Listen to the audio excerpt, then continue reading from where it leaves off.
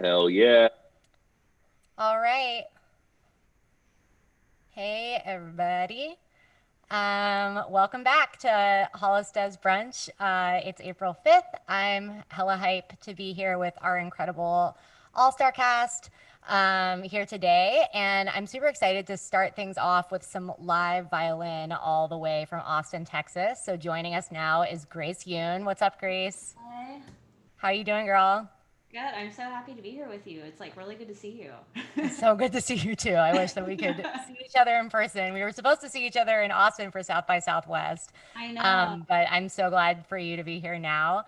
And I'd love for you to start off brunch with a little live instrumentation. Yeah, that sounds great. This is gonna be like Thank You Next was like a sad girl like acoustic pop.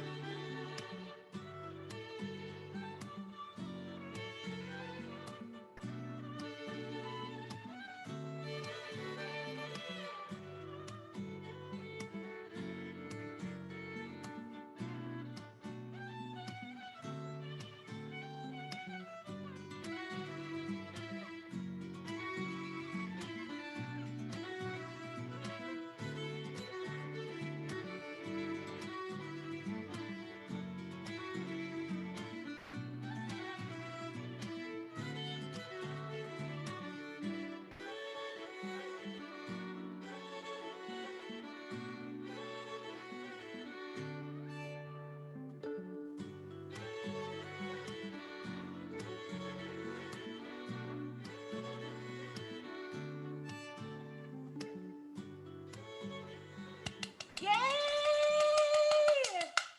That was so sick.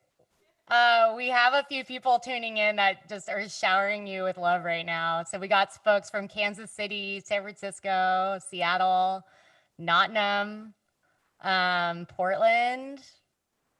But we got folks that were just like, yes, Ari, Grace Youn, you're amazing.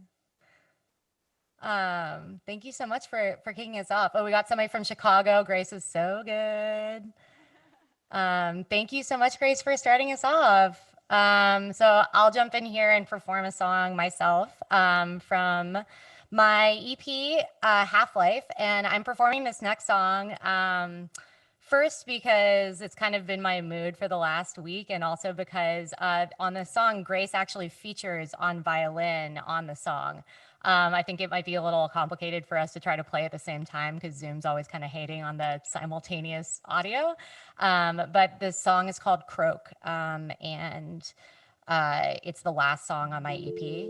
So if you want to hear Grace's strings played live, or played on record rather, you can hear it on this.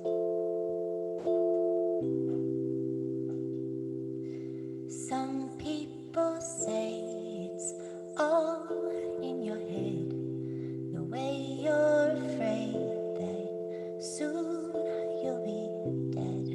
And some people laugh at all your neurosis and tell you to smile, start smelling the roses day by day, day by day. Just take it day by day. Hey, yeah, day by day. We're all gonna die, as I'm sure you're aware. And some people cope by saying a prayer, and some people cope putting keys up their noses, and some people cope by smelling the roses, but smelling the roses won't change nothing. All I can tell is the world is running.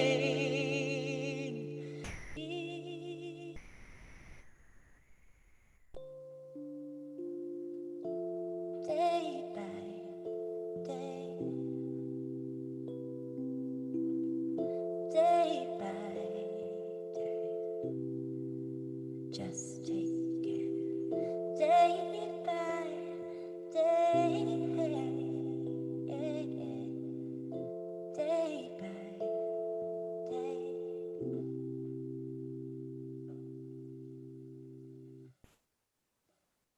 Thank you. All right. That's my little sad girl moment for the day. My EP Half-Life is out if you want to indulge yourself in some sad girl jams. But I'm hyped because we're going to bring on the rest of the guests on our show. So as we saw earlier, this is Grace reporting live from Austin, Texas.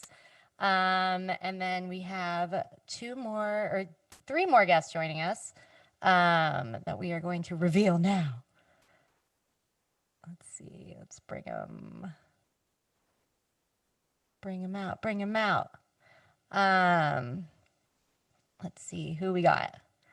Oh, thanks, guys. We got Adriel. We got Jenny. Got all these folks in the building. Ooh, love from Puerto Rico. What's up from Highland Park, Los Angeles? That's exciting. All right. Everybody is here. I'm just going to welcome everybody to the table. What's up, guys? Hello. Hey, Hello. hey. What's up, y'all? Hey. So over here we have Erik Bruner-Yang from DC reporting live from the car office. How you feeling, Erik? I'm good. I'm parked at an Asian grocery store right now. I'm running errands. Amazing. What are you picking up at the Asian grocery store? Just stuff for all the parents, and then we're doing a little Asian grocery store pop-up at one of my spaces next week at my wife's store, Shopkeepers. We're based in Washington, D.C. Hello, everybody.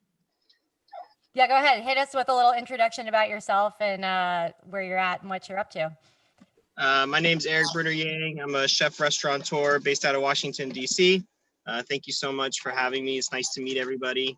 And it's 2:00 here, so I got 3 kids under 5, so we're past the cooking brunch time. We're in full errands mode.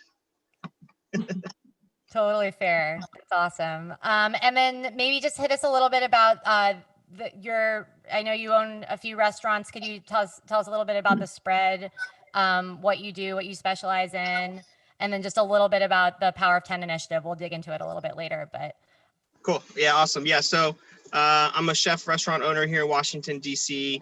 I have 4 restaurants, Brothers and Sisters, Spoken English, Makedo, and ABC Pony. I'm also the executive chef of a regional pizza chain called AM Pizza. Washington, D.C. closed dine-in restaurants on 3/15. So since then, 2 of my restaurants are closed indefinitely, and my other 2 restaurants are just doing delivery and carry out. We've had to lay off 95% of our workforce. We originally had 225 employees. We're down to our last about 15, 16 employees. And, it's been a crazy time, but over the last couple weeks, we launched this initiative called the Power of 10 Initiative. You can check it out on our website, powerof10initiative.com. Basically, we're trying to raise $10,000 a week to keep intact 10 full-time jobs and service 1,000 meals in our community. We gave a $10,000 grant to a neighborhood restaurant called Kane. It's this amazing Trinidadian restaurant in my neighborhood, and they're making 1,000 meals for a hospital in our city right now. And so that's been going really well. So I've been actively out just pushing the story, trying to raise funds to try to continue to get more money to other restaurants. That's amazing. Thank you so much for breaking that down. And yeah, I think for me, it's been so devastating to see folks that, it's already so hard to open a restaurant to begin with. But in the wake of what the pandemic has done in order for us to stay safe, it's just been so hard to see restaurants that have fought so hard to stay alive, shuttering and letting go of staff. So I'm excited about this Power 10 initiative to be a stopgap for that. And yeah, excited to hear more in a bit.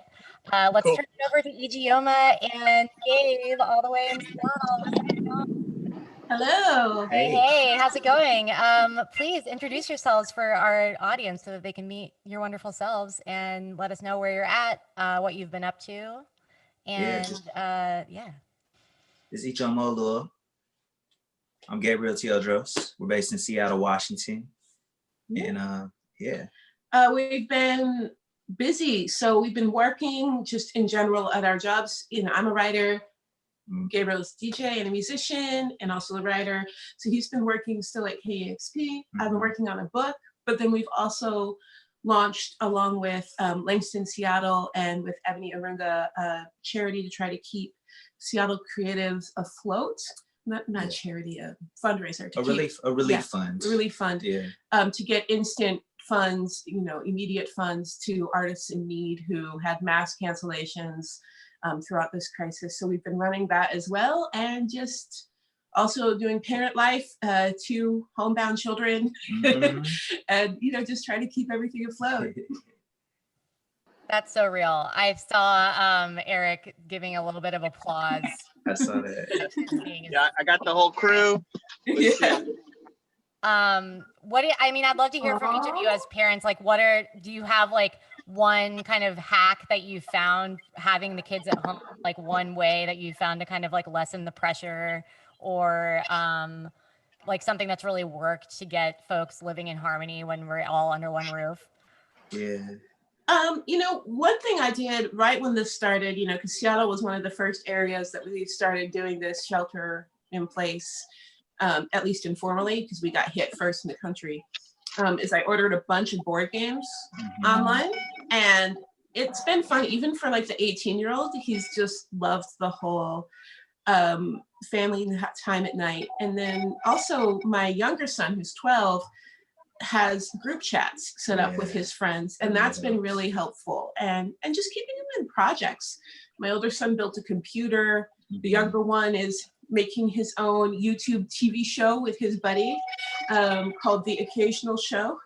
And so they've just been YouTube, The Occasional Show coming soon. They've just been, we've been trying to keep them really busy, and then also giving them time to be lazy. I think as parents, it's really easy to feel this pressure of they're not being productive, they're not, but this is stressing them out as well. And home should be a calm place. So they're asleep right now, and it works out to our benefit because we can do this without being bothered. So, they'll probably come out at one point. I think also just having space inside the house as much as we can to ourselves, so everybody has some alone time as well. I think is really important, you know. Yeah, that's so real. I love that, like, permission to be lazy. Like, I think that is so much of how we can get through this unprecedented and totally weird time, is allowing people to get as much rest as possible, and sleep being like the number one processing ability, like not only just for our own personal processing, but also like social processing. But I love that. How about you, Erik? How have things been as a parent, kind of managing having the kids in the house 24/7? I mean, our kids are pretty young. They're in pre-K3 and kindergarten. My wife's breastfeeding next to us right now, and we have one that's 8 weeks old. 10 weeks old. I'm sorry, 10 weeks old. I don't even know what day it is, to be honest. But I think, like, we kind of crazy was like we literally just bought a house and moved into it like a week before all this happened, and so like all my restaurants are closing and all this is going on. We're in the middle of a move. We're trying to get settled in, and that part's been really stressful. But our kids are really great and a lot of fun. And this was our first child I was able to take like straight paternity leave. And so, for the first 8 weeks, I was mostly home. And then it was like the week that I finally went to work. This is all kind of like everything going down, but they're having a good time. Sundays right now, we just drive around and run some errands. They get to sit in the car and be on YouTube. So they're super happy, and like get to zone out a little bit and just get some fresh air, while I go in and out and get the stuff that we need for our neighbors, et cetera, et cetera. So that's what we're doing today. That's awesome. On the go. That's super real. Well, thanks for taking time to join us today. I'm happy to do it. Awesome. So now we're going into the segment of the show, which is what's cooking in your kitchen.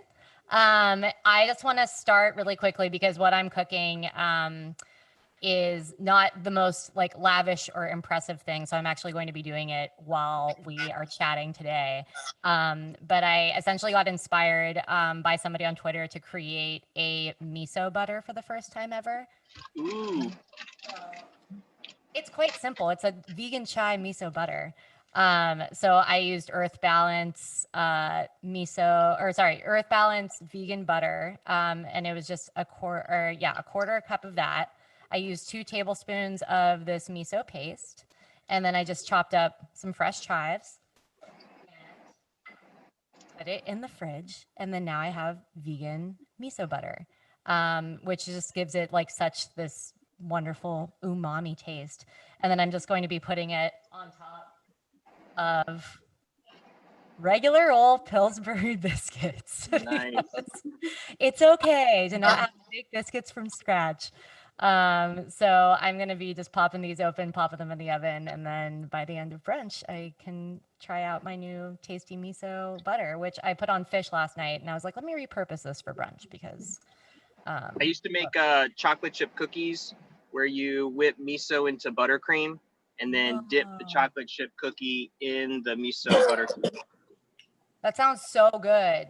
So you make miso butter. Like I'd make chocolate chip cookies and then I would top it off with like miso buttercream.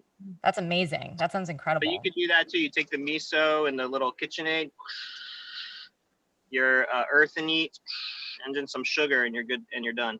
Damn, that sounds great. I don't have a KitchenAid, so it's me going right there. Yeah, just like that. But that sounds delicious. How about Ijeoma and Gabe? I know you've been cooking in the kitchen. Can you show us what you guys have been making? Yeah, so this is fufu. Ijeoma made this morning because I was making a matcha latte and then setting up the camera for this.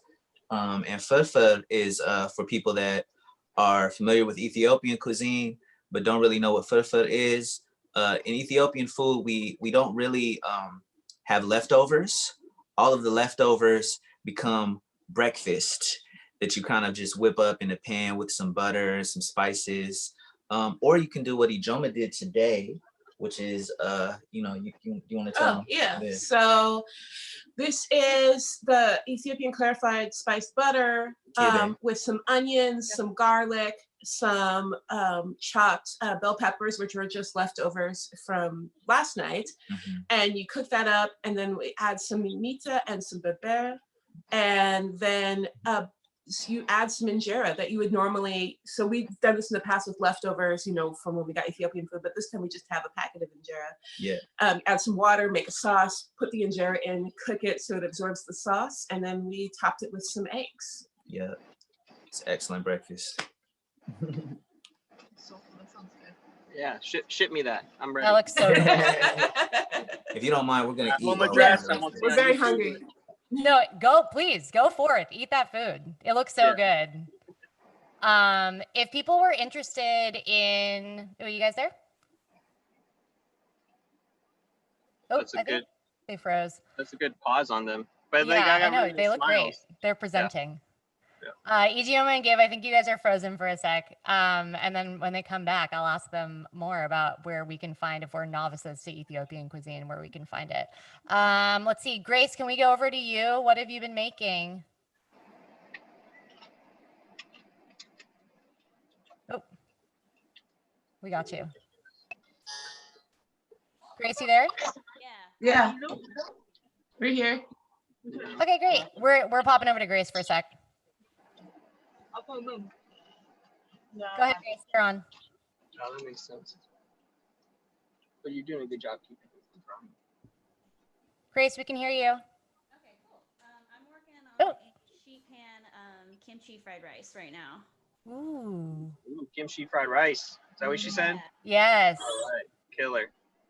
So it's clean out the fridge day. So just using all the leftover vegetables and things that we have in our fridge to put it together. It's quite easy. You just throw everything onto a sheet pan and it just all cooks at 475. I just cracked a few eggs on top of it. So it's finishing up right now. Wait, what do you put on the sheet pan? So it's just like you just take a sheet pan, you put a tablespoon of oil all over it, and then you just throw some rice, whatever vegetables that you want to put in with it, and I just threw in a ton of kimchi, and then seasoned it with a little bit of coconut aminos and rice vinegar, and you just mix it all together with your hands, and then you just throw it into the oven for 20-25 minutes. We opted to add bacon to ours, so that went in probably after 25 minutes. We added the bacon to it, and then I just added in some eggs, and they're just cooking at 475. Damn, you just crack the eggs right on top? Yeah. So I think it should work. It worked last time I did it, so. That is awesome. I have never heard of that method of making fried rice before. So it's cooked rice and then kimchi and then whatever vegetables you want, and then you just pop that in the oven. Yep. At 475, you said? Yeah. That's amazing. It's kind of it's if you're familiar with Korean food, there's that special kind of bibimbap that's in the stone bowl, and it makes the bottom real Yeah, I love that. The crispy gray from the bottom. Yeah, so that's what it sort of mimics. That's so awesome. Great. I am definitely going to try that. That sounds so delicious. Awesome. So Erik, yeah, finally, the chef, what you got? This is currently what I'm eating. So to make this Ruffle Chip, you get a Japanese mandolin and you use the waffle fry setting. You shave it very thinly. Oh yes, well this morning I did make some buttered eggs. I love to make scrambled eggs. The trick to a good scrambled egg is really good butter. When I mix the eggs, I always do a minimum of a 4-egg mixture, just because you need to be able to have a proper amount for the cooking of it, not necessarily I'm trying to eat 4 scrambled eggs every day. And then you do a splash of milk to help kind of loosen it all up. And then you have to get a really hot, you get your pan, you use really good butter, you melt the butter on it first, you get the pan pretty hot, and then you turn everything off. And then you pour your eggs onto the hot pan, and it should cook up pretty quickly in 10 to 15 seconds. And then you just move it around a touch, and then it's done. So it's cooked on the bottom, super wet on the top. And that's what I had for breakfast. We cooked some bacon. And then when I made little breakfast burritos for the kids, because they don't really like breakfast, but they like the breakfast burritos at McDonald's. So I end up making fake McDonald's breakfast burritos a lot. What So does that was entail? Like, what's in a fake breakfast? What's in a fake McDonald's breakfast burrito? the breakfast burrito is at McDonald's is this weird, Majority wrap. yeah, it's like majority wrap, American cheese, this very weird pellet looking sausage, and like chopped, very well chopped green and red peppers. That's the McDonald's breakfast burrito. That sounds pretty delicious, huh, actually. It's not that bad. And I bet I am people that know me know that I actually like McDonald's, so that's fair. I mean, especially I feel Well, like you know- chefs are the ones who like they know how to make the most elaborate dishes, and then they also have the palate for like the most like baseline fast food. yes, I'm a very plain eater actually. Like Makedo is a Taiwanese Cambodian restaurant. ABC Coney is excuse me, yeah. Makedo is Cambodian, Taiwanese. I'm from Taiwan. My wife's Cambodian. Amazing. My other place, ABC Coney, is an Italian Asian pasta shop. And then, so a lot of my places are like really intense flavors. So when I'm at home, I really like to eat super plain. And that's just what ends up happening. Yeah, that's totally fair. That makes sense. I grew up in my mom's Chinese restaurant, and I would eat all this like Chinese American favorites at her restaurant, but we never ate Chinese food at home. My mom would always make something that was completely different. Like maybe we would have like a soup here and there, but otherwise it was completely different cuisine just to switch it up. Cool. So I want to just create space. If you're listening or tuning in, please hit the chat with any questions that you might have for our guests. You know, either for Erik chilling in the car in DC, Ijeoma and Gabe in Seattle, or Grace in Austin. Ijeoma and Gabe, I'd love to turn it over to you. And I'd love for you to hear more about the creation of the Seattle Artist Relief Fund and just what the growth of that of that fund has been like to date. I know that it was kind of born very organically and now has become something where you're partnering with Langston Seattle and with like a larger foundations and organizations to provide emergency relief. So if you could share a little bit more about that, that'd be amazing. Yeah, definitely. It kind of started out of a couple of conversations that I had with my assistant Ebony and also with Gabriel. You know, I am a writer and a speaker. And so we had noticed, because I speak at larger events, my events were canceled very early. And before March even started, I had 2 months worth of cancellations. We were talking about that. And we're like, okay, well, financially, we're going to be okay. We're so lucky that we're going to be. And then at the same time, a DJ friend of ours, WD40, was posting about all of his lost gigs, and he was just looking for more work because it wasn't like immediately clear that the whole world was going to shut down basically in a few weeks. And yeah, we just had a conversation like, yo, this is gonna hit the gig workers the first. Yeah. And it's gonna hit hard. I think we're both very, you know, recently out of that life where a canceled gig could really mean you couldn't pay any of your bills or feed your family. That was last year for me. And it was just a couple years for me. And so, you know, realizing we could weather it, how rare that is. And I knew that Seattle community has come out in the past in urgent situations to help people out. And so I called Ebony, who is my assistant, but also an arts administrator, very talented arts administrator. Absolutely. And, you know, she didn't have a lot to do as far as being my assistant because I had no gigs. So I said, can you focus on this instead? She was like, oh my gosh, I would love to. And we worked over the weekend, set up a GoFundMe, set up a quick application process. You know, our goal is to do direct funding with very little barriers. We don't want people to have to beg. We don't want people to have to wait forever while they're trying to figure out how to pay their meds. There's no strings attached. No strings you attached. You don't have to like prove you're doing some project that's going to change the world. Exactly. It's just like, you know, if you have needs, then you know what you need. Exactly. You know, and just recognizing and focusing, you know, a lot on the Black and Indigenous communities, disabled communities and trans communities who in the arts are especially vulnerable to these sorts of things. And the response was overwhelming, first in donations. We probably had within the first week $100,000 donated, but also in applications. And we were immediately seeing a huge impact. First, it was some of these larger events, South by Southwest. A lot of people invested a lot of money into South by Southwest, and we're hoping to pay their bills for the month from South by Southwest.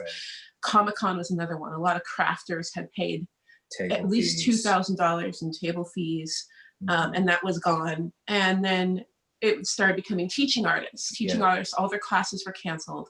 Every gigging musician was canceled. And then also the side work that many artists have is working in restaurants, things like that, also went away. All gone. So as quickly as we were overwhelmed by the generosity of donations, we were also overwhelmed by the need. And so currently we have about 1,900 applications for need. We've raised about a little under $400,000. We need to get to $1 million in order to meet the need that we have. And of people that have already applied. Yes. This is just to meet the needs of folks that have already applied. Exactly. And we're not even a month into this. So I think individual donors have given so much. And we're hoping now that people who have connections to organizations, charities, foundations, and they want to be able to do something that will get money in people's hands right away, like this is definitely the way to do it. And you know, we're paying people as soon as the money comes in, it goes out like within a day. So right now, and part of why we're doing that is because Langston reached out.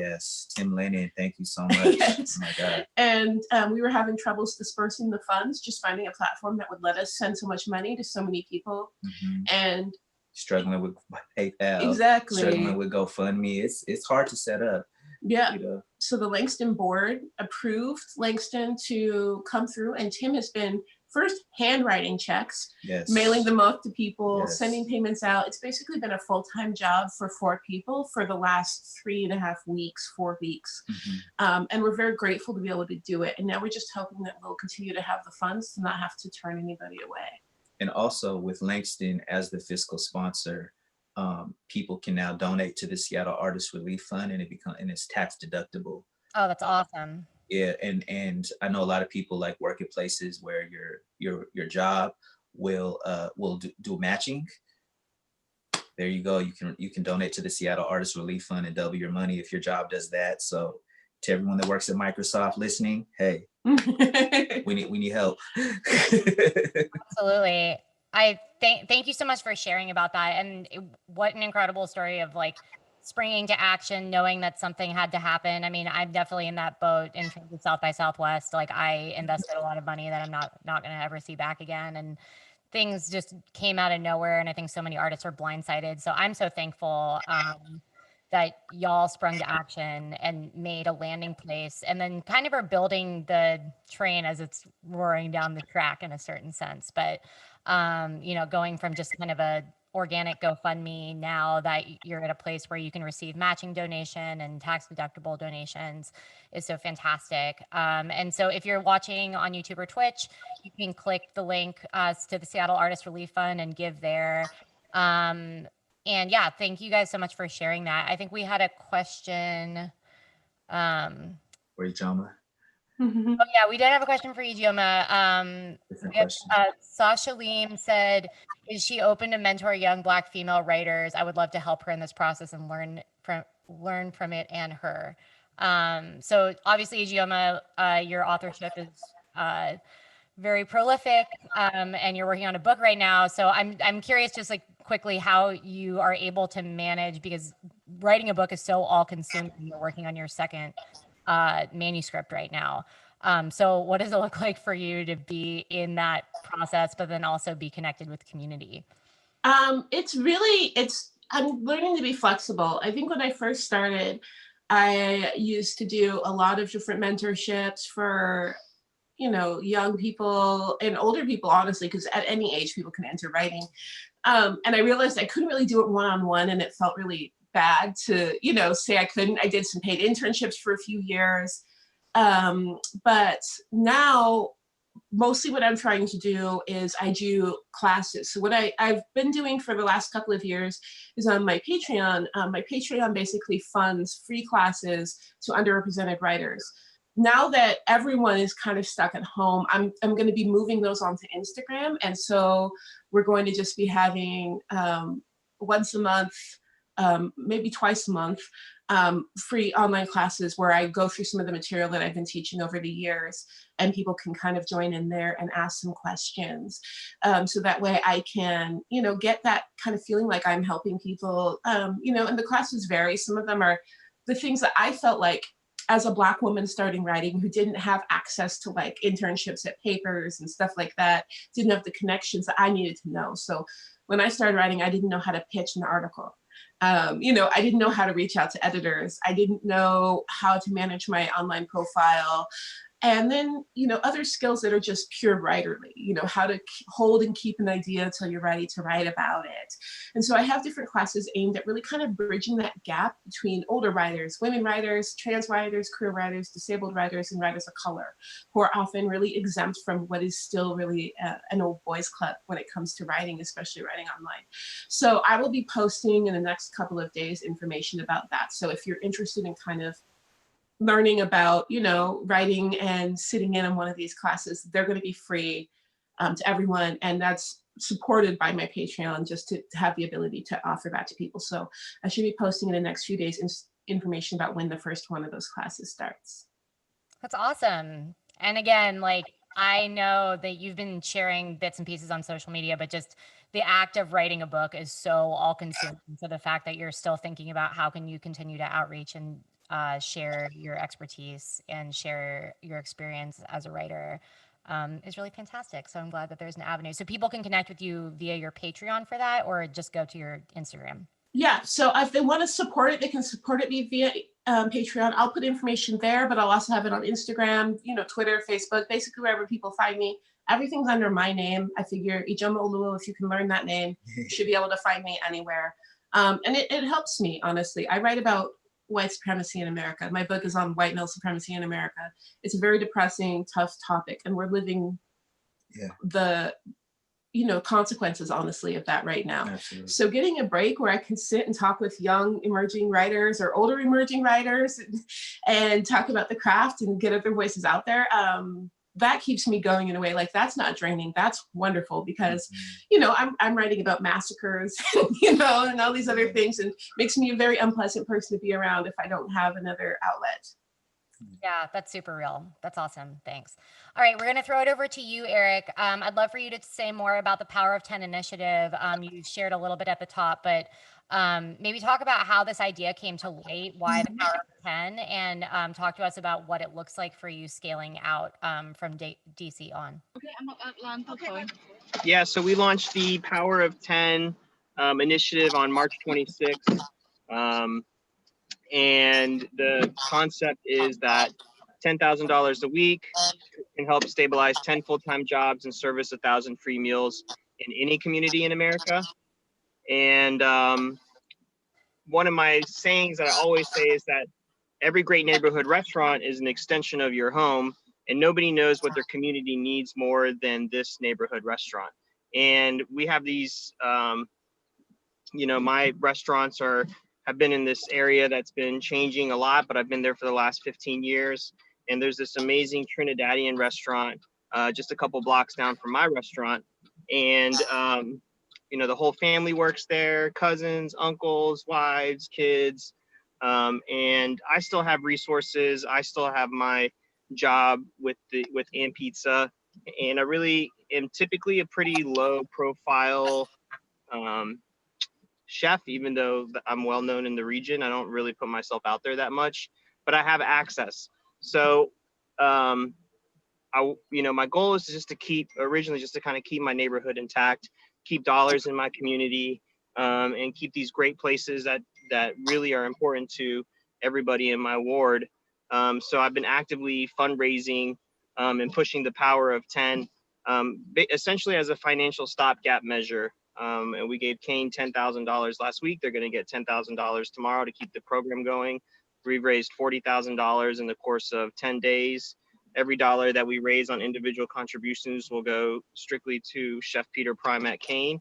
And hopefully that'll sustain him for the next 4 to 6 weeks while he waits for, you know, the government to figure out how to roll out these SBAs and PPPs and all this other stuff that they're not equipped to get out fast enough. You know, right now you're looking 6 to 8 to 12 weeks before anything happens. And what do people do in the time being, you know? And I think that, like, food is always a frontline response to crisis. And you know, like, if you have that innate need to serve, and just because you are in a different field of what a classic, you know, field of what first responders are, doesn't mean that you can't participate. So, you know, like, that's just who I am as a person. This country's given a lot to me since I immigrated to the US, and this is just what we're doing right now. That's awesome. And I think that's so real. Like, food is the lifeblood for us all to nourish ourselves. But when it comes to crisis, it's absolutely, I think we've realized not only is it the thing that sustains us all and the thing that brings us all together, but I don't think I personally realized how vulnerable our food and service industry was until this very moment. And how important it is to sustain both the people who work in the industry as well as all of us who appreciate it. And yeah, really understanding, like, neighborhood restaurants as being an extension of our own homes and ensuring that we're doing what we can to care.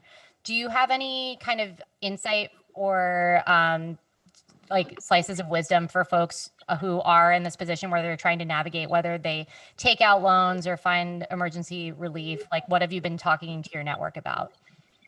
Yeah, I think the problem is no one really has a really good answer. You know, the communication from the toppest part of what's going on in the US is just super poor. And they're basically leaving crumbs, and then the banks have to figure it out, and the banks are trying to interpret the rules. You know, I think at the end of the day, they're going to say one thing, and it'll probably all get forgiven, because we're really, in theory, only in phase one of this situation. You know, like, this is going to be the rest of 2020. And I think people need to start thinking beyond what the next 60 to 90 days is going to be like, and what we're going to do for the next 8 to 12 months. Because, like, I couldn't picture going to a concert for a long time, you know? And what does that mean? We have a coffee shop at the Kennedy Center, and the Kennedy Center is an amazing place. But it's like, what is the Kennedy Center going to look like for the next, you know, 12 months? It's just like, it's just really hard to picture. I try not to think about it. I like to believe that we just take one day at a time and take care of our neighbors and take care of our loved ones. And if you have a resource, utilize it to help others. And I think if we continue to do that, I believe people like us in this room who are trying to trickle up and help people that way is going to be 10 times more successful than $2 trillion. Seems like an insane amount of money, which people said we didn't have before. Now all of a sudden we have it. And you know, I'm just curious to see how it's going to roll out. But for me, that doesn't affect my thinking. I think we can affect what we can do moving up. And so that's what we try to do. I have no tidbits to answer your question because it's a clusterfuck. No, I actually think, and I hear that, and I think that what you're saying is so important. I think what I took from that was, first, is that it's so easy to think about how am I going to pay rent next month? How am I going to cover bills for the next 6 to 8 weeks, and really thinking about the short term, when really it's time for us to think more long-term strategy. And then second, what I just gathered from you, which I think is so important, is that we need to be focusing on building our networks on the local level and within our communities, versus really hoping that federal assistance is going to scheme out a brilliant plan. Like, we've obviously seen that there's been a severe lack of proactive thought in terms of envisioning how this is impacting the economy. And the only way that we can really go the distance and be sustainable is if we're building within our own communities and not necessarily waiting on something or some initiative to come through and make things better, because they certainly won't. Yeah, I mean, moving forward, we have to create our own social safety nets. Yeah. America right now it's like, we never gave a fuck about the minimum wage worker in America. And that is the only thing keeping this country together right now. Grocery workers, Amazon, all these things, you know, and then farmers in California, like they didn't give a fuck. And all of a sudden, that's the only thing keeping anything really from just epically, you know, falling apart. And like, there's just so many holes in our game. And I think like no one ever really wanted to figure out how to address it or take it to the next level. And so for me, I'm super optimistic because I think all the things that we should be doing as one of the richest countries in the world will have to happen because as a result of this, and it's super sad. But I have an employee who tried to get a COVID test in Virginia yesterday, and they didn't accept him because he didn't have health insurance. Damn. And it's like, if we're not testing the uninsured, like I just don't understand. So, you know, it is what it is. But, you know, for me, I'm using the power of 10 of initiative to stay positive every day. I think that's what a lot of us are in the room is doing what we do. So when we wake up, we don't let the weight of it push us down. And we're using what we have to continue to push for a better day. Absolutely. That's so true. So if people want to connect with the Power of 10 initiative, learn more, figure out how they could potentially bring it to their city, what's the best way of doing that? Yeah, so our website is powerof10initiative.com. We have a little contact us on the bottom. I've been talking to chefs and restaurateurs and caterers all across the country. I like to think my idea is an open source idea, and whatever I can do, I think it's a way, the math is very simple and it helps individual people who are making contributions understand where their money is going. I think sometimes they need that broken down from them. So when you break it down in the simplicity of that, $10,000 is 10 full-time jobs in any community in the United States, can also create 1,000 meals with that same money. I think that helping other people launch their own individual fundraising platforms and working on individual contributions, that's what I've been doing. It's not my thing. I want it to belong to everybody. And I think hopefully we'll be launching in Arcadia in a week or so, Arcadia, California. Oh. And just trying to keep the train rolling. That's awesome. Thank you so much for sharing that. And then, yeah, so if folks go to powerof10initiative.com, they can connect. And I love that idea of it being open source. And like, I think, again, to your point, like we really need to like rethink and restructure our systems. And the idea of like proprietary initiatives like doesn't really make sense anymore. It's like, how can we create ideas that are scalable and ownable by all, and really restructure the way that we think about how we support each other. Thanks. I'm just reporting live from my biscuit experience. My biscuits are out of the oven, and I am lathering it up like so. Grace, did I see that you're chowing down on some kimchi? Yeah. How did the fried rice turn out? I mean, part of it looks ugly because my fiance was like so eager Ooh. to chow down, so he took half of it. But normally I just eat it right out of the sheet pan because I'm lazy and don't like doing dishes. But yeah, it's pretty good. It's really bomb. I'm not gonna lie. You definitely put me on to fried rice on the sheet pan, so that's really impressive. Let's see. Cool. Well, I think that we might just wrap it in short order. Before we go, Gabe, I was wondering if you'd be open to sharing a piece with us. Oh yeah. Why you don't have to leave? I'm just gonna. I want to Where's watch. Ijeoma going? I want to watch too. I'm part of the audience now. You can watch and still be right here. Shh. I got Do what I want. I got shit I'm on over YouTube here. Live. I'm gonna watch.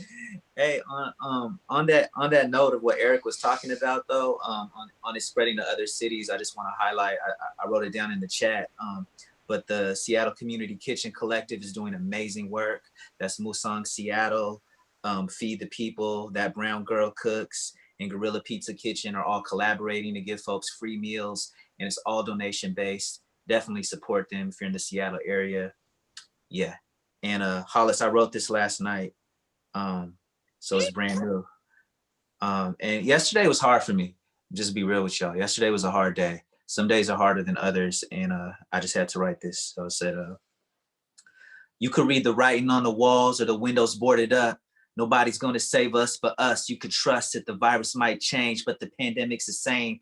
Capitalism has got the world in flames, and it's been that way since folks were brought in chains over false land claims, gunshots, and smallpox. My pops used to tell me to beware of the cross. I was homeschooled about Alcatraz and the longest walk. His whole life was Marx, and we grew apart. And then Pops broke his back and had attacks in his heart. He's fighting cancer now while letting cigarettes spark. And the hospital bills are just off the chart. We want to save our elders, but some will break your heart. I keep my head down and focus till we out the dark. Listen to Bill Withers sing, and it seems less hard because my grandmother's hands and the sun's not far. We gonna need each other now like never before. For the laborers that's out now saving the world, and for the disabled folks we should have listened to more. It's a war going on outside. No one is safe, but home is a place so many loved ones run from. And I know that a shelter in place gonna kill some. Nobody's gonna save us but us, so say some to anyone you miss. For every struggle that exists, we can take the weight of the world if we all lift. Yeah. Hey. Thanks, y'all. Hollis, you had me like writing spoken word pieces again like it's 1999. It's crazy. Yo, that's my vibe. You already know. That's what I'm trying to throw back to. I mean, they performed at the first Hollis Does Brunch that we did in person. That's why I have to like distinguish it now. It's like when I know, right? Back when we used to collect in person to go to events. You know what's so crazy about that, Hollis? Is that you did that event kind of as the, you know, as the news was spreading about the pandemic. I was supposed to do another show that night that got canceled. Damn, I know. So it was like that event was truly the last time I saw other people outside this house. That's how I feel. We were on the edge. Yeah, seriously. But yeah, I just wanted to say you're getting a lot of fire emojis and hearts. Yeah, it was beautiful. Thank you so much for watching that, or for writing that yesterday. And you know, I think what you said kind of offhandedly is so real. Like some days are harder than others, and I think for those of us, like even if you don't identify as a writer or an artist per se, like allowing yourself to get those thoughts down on paper and just allow yourself to really be expressive and cathartic about how we're all feeling. Like this is such a bizarre time, and yeah, just how appreciative of your honesty and your strength through your words, Gabe. Appreciate you. Yeah. Well, I'm really, you said yes, 1999 spoken word vibes. You know what I'm saying? Well, let's see. I'm so thankful to the four of you for joining me on this grand brunch experiment. And I'm so thankful for the people who have been chatting. Restream just let me know that we've had 100 messages in the chat. So oh, nice. People have been chatting up a storm. We're going to take it out with a piece by Grace, but I just want a chance for everybody to say farewell. So Erik, do you have any final words for the brunch, for the stream? No, you know, I look forward to connecting with everyone individually. It's nice to see faces that I think will all be connected now moving forward in some capacity. That's just how the world works. And I'm super excited to read all the stuff that you guys have written, the music that you guys make. And, you know, just be safe and God bless. And thank you for sharing your platforms with me today. And that's it. No problem. Thank you so much for joining us, and especially being on the go. I'm so glad that you came through during errands. This is like hella Today's real. errands day. I can't interrupt it, but you know, we're a good team together, my wife and I. So that's fantastic. Well, please tell her thank you for making it happen so that you can yes, be on. for sure. Let's see, Ijeoma, Gabe, do you guys have any last parting words for us as we move into our I do. Yes, as a writer, I will say people are reading a lot at home, but they're trying to read classics, like the old things I've always wanted to read. Please look for new releases. For writers who've had books come out in the last few months, the closing of bookstores and the cancellation of events has been devastating. Yeah. Here's a quick ones I really love. Wow, No Thank You by Samantha Irby, like the funniest book in the world. American Zion, Clive and Bundy, God, Public Lands in the West by Betsy Gaines Quammen. This is a really good book about like the history of Western militias. Hood Feminism by Mickey Kendall. The Other F Word, a celebration of the fat and fierce. This is a great compilation. Stamped, this is a young adult version of Stamped from the Beginning that just came out by Jason Reynolds and Ibram Kendi. And Something That May Shock and Discredit You, a beautiful, funny memoir of gender transition by Daniel, and this is, I love it so much. Yeah. So Right. all of these are really good books, but find new releases. Look for something that came out within the last few weeks, last few months. Support writers because they're really hurting right now. They've worked many years on their books. And order them from independent bookstores if you can, because the independent bookstores are struggling as well. And man, we need those places, you know? No, that's so real. And Ijeoma, it would be amazing if you could like maybe even just take a picture of the spines of all those books, and then we can share those out on social media, because I would love to look into each of those. And yeah, as Gabe said, wherever we can support independent book retailers, we should do it. Amazon is doing just fine on their own. They don't need our coin. Yeah. We can help it. So They don't need nothing else. Yeah, and local booksellers are trying to keep people paid. Third Place and Elliott Bay are both paying their staff through this as much as they can and trying to deliver books. So please support the people that are supporting our communities, support independent bookstores. Absolutely. thank you so much. Thank you, Erik. Thank you, Ijeoma. Thank you, Gabe. Thank you for joining Brunch. To all of you guys at home for sharing and being present for us today. It's wild that we're in 4 completely different cities, but we can find a place to come together in our kitchens and in our homes at brunch to stay together. Awesome. Well, with that, Grace, would you mind taking us out with a final performance? Yeah. Do that. Awesome.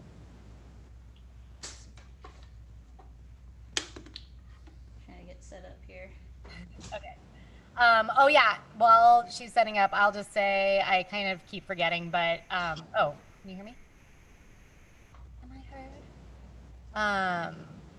That I started a Patreon to support Hollis Does Brunch just for our technical and personnel costs. And if you go to the description or just patreon.com/HollisWangWare, I'm doing kind of recaps of the brunch where I'll share recipes and music I've been listening to. And then there's a tier if you want to hear new music that I've been working on. You can check that out, and I'll be sending out weekly videos. But if you're interested in supporting Hollis Does Brunch on a technical level and seeing these gatherings come to life moving forward, that's where you can support. And yeah. Grace, you down to go? I think so. Great. Thank you all so much.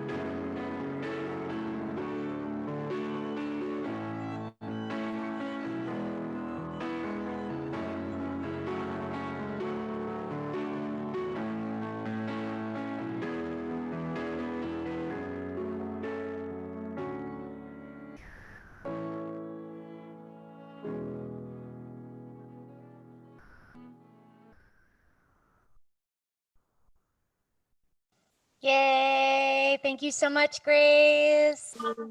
Yeah. All right. Well, once again, thank you all so much for joining our brunch, and we're just going to keep the spirits going with community support and live music in the kitchen. So thank you guys so much for joining us, and see you next week.